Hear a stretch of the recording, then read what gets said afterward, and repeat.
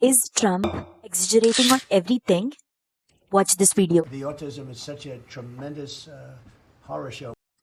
This is dehumanizing language, and the words we chose have a real impact on the autism community and their families. What's happening in our country and some other countries, but mostly our country. Autism prevalence is not unique to the United States only. Many countries with comparable or higher diagnostic rules, including Australia, Japan, Ireland, Sweden, Canada, China, and South Korea, and even India, report similar trends. The United States appear to have a higher numbers, largely because it conducts more widespread screening and evaluates more children. So, increased identification does not mean autism is newly emerging. It reflects better awareness, broader diagnostic criteria, and improved access to assessment. How are you doing on that? We are doing very well. We will have announcements as promised in September. Autism is a complex neurodevelopmental condition, and it is nearly impossible to attribute to a single environmental factor. Identifying definitive cause would be required for decades and decades of research and rigorous large scales of research,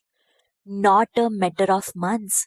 Today, our most recent numbers are 1 in every 31 kids. It's probably actually much worse than that because California, which has the best collection system, is reporting 1 out of every 19 children, American children, has autism, 1 in every 12.5 boys. So it's gone from less than 1 in 10,000 in 1970 to 1 in 12.5 boys. Think of those numbers.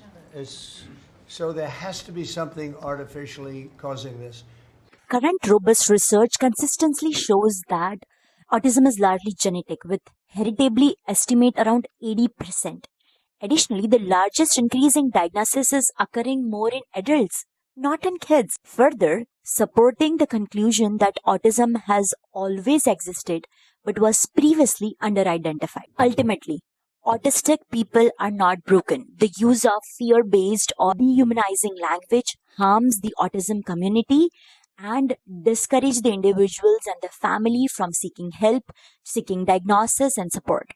Respectful, evidence-based discussions are essential to ensure that autistic individuals receive the understanding and service they deserve. So be mindful.